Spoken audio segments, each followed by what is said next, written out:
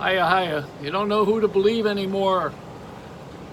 So don't listen to their foolishness. Listen to mine.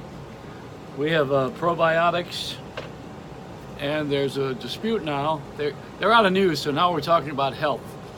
Because we got tired of talking about politics. Now we're talking about how our shelf life and how long we're going to live based on medical research and advice and doctors.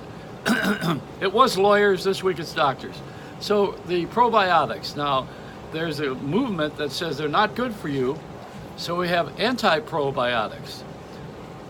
Probiotics are something that builds your immune system, and this is kombucha, organic and raw. I don't know what to take anymore. They say if you take an aspirin, you won't have a heart attack. I say if you don't get married, you won't have one, and if you stay out of politics, you won't have one.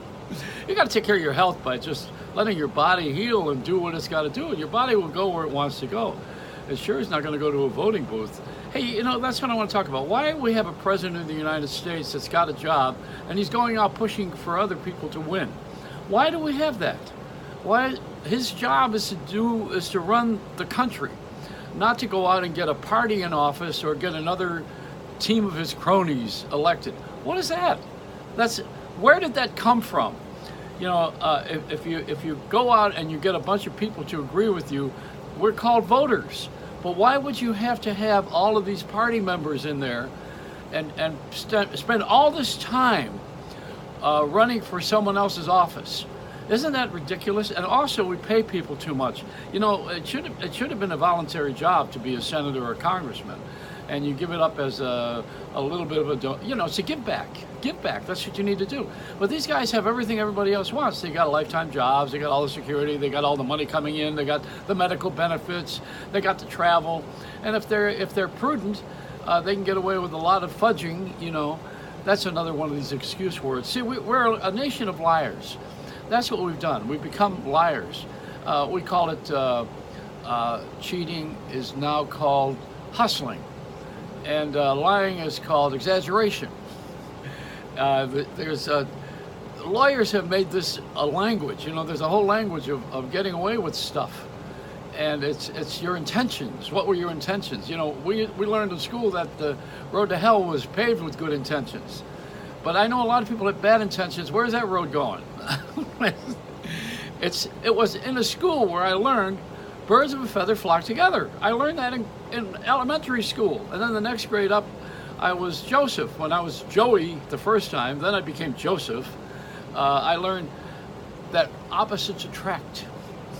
And I said, okay, now we got birds of a feather, then we got opposites attract. Then when I went to college, it was like seeks like.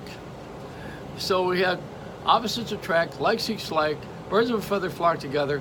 So I said, what the hell is really going on? What's the reality of all of this? The reality is, here it is now. Here it comes. Here's the hardball. Sick pick sick. That's what you're dealing with. Sick pick sick. Not birds of a feather, not the same parties, not the same belief systems, not people who are of the same cloth. It's sick pick sick. Now put that in your head when you go to the voting polls, and remember, the guys who are the sickest are the ones probably who have the biggest lie. You know, you got to have a lot of money to tell a lie, because you need to have a team of people to back you up who don't agree with you, and also who were there and saw that you did it differently. It's about money. You know, everything's about money. It's all about wealth. The wealthy people, they get to have ice in the summer, and we, the poor people, have ice in the winter. That's the difference. They get beautiful, beautiful decorations in their homes, and we get plastic drapes.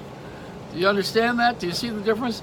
You get a credit card, and boy, if you don't have money and you're a poor person, you get a credit card, your interest is not only 28%, they also take you and repossess everything you own. I told her the only solution for me is to bury me in a Tupperware coffin. And every few years, take me out of there and burp me, just like they do the Tupperware. They used to make the plastic stuff to keep lettuce. Let us pray. Oh yeah, and the Disney on Ice, that's going around now with Mickey's birthday or something. Mickey's big secret. It's Disney on Ice. I thought they were wheeling Walt around to all of these arenas because he was cryogenic, you know, where they buried him in ice. They well, froze him. They never buried him, they froze him. And they're going to thaw him out one day, and he's going to come back and kick Michael Eisner's ass. And everybody else that has ruined that company, he's going to have an ass Pixart. Oh yeah, one other thing. Last thought here. My optometrist, the guy who is Norman Herskovich, he's created a great system of wetness in the eyes now, and you get people have dry eye. That's how you get headaches mostly, many of them. So I told him he ought to come up with a product called Eye-Agra.